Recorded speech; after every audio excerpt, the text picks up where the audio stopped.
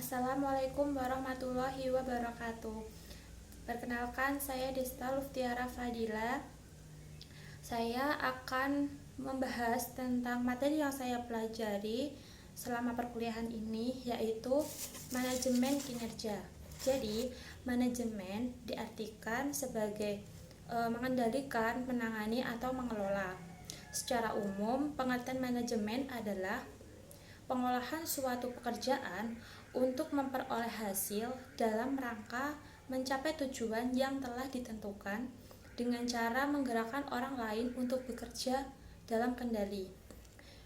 Atau juga manajemen bisa diartikan sebagai proses penggunaan sumber daya organisasi dengan menggunakan orang lain untuk mencapai suatu tujuan dengan cara yang efektif dan efisien. Nah, sedangkan kinerja sendiri itu memiliki arti yaitu suatu hal yang berorientasi ke masa depan disesuaikan spesifik berdasarkan kondisi khusus dari setiap organisasi atau individuan berdasarkan suatu model kasual yang menghubungkan antara input dan output. Jadi dapat disimpulkan bahwa manajemen kinerja kerja itu adalah suatu proses yang merancang untuk meningkatkan kinerja organisasi, kelompok, dan individu yang digerakkan oleh para manajer. Nah, selain pengertian manajer kerja, itu juga ada tujuan manajer kerja, yaitu adalah menciptakan budaya pada individu dan kelompok untuk memikul tanggung jawab bagi usaha peningkatan proses kerja dan kemampuan yang berkesinambungan. Nah, selain ada pengertian, kemudian ada tujuan, manajemen kerja itu juga ada prinsip-prinsip, yaitu menurut Rojuania adalah pertama, meningkatkan kinerja organisasi kelompok dan individu. Kedua, mengintegrasi sasaran organisasi, kelompok, dan individu. Kemudian ketiga, memperoleh kejelasan dan harapan perusahaan terhadap kinerja kerja yang harus dicapai oleh individu atau kelompok. Yang keempat, mengembangkan keterampilan dan kompetensi karyawan.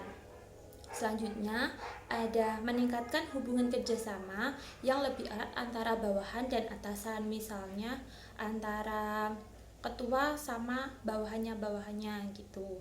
Kemudian yang keenam ada menyediakan sasaran yang dapat meningkatkan objektivitas penilaian kinerja karyawan. Dan yang terakhir yaitu memberdayakan karyawan agar dapat memanajemeni kinerja di suatu pembelajaran.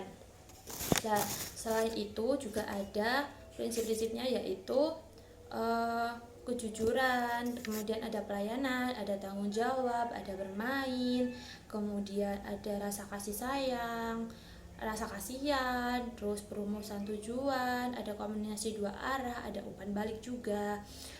Nah, yang terakhir itu ada pemanfaatan manajemen kinerja. Nah, manajemen kinerja itu memberikan manfaat kepada pihak baik manajer maupun bagi perusahaan agar kinerja dapat memberikan manfaat yang baik untuk kerjasamanya dari pihak-pihak lain untuk bisa bekerja sama dengan baik.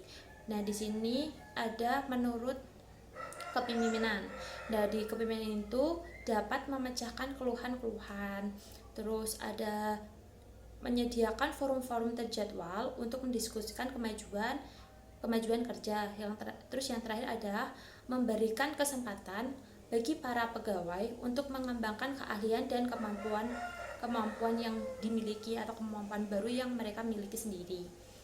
Terus ada manfaat manajemen bagi individu.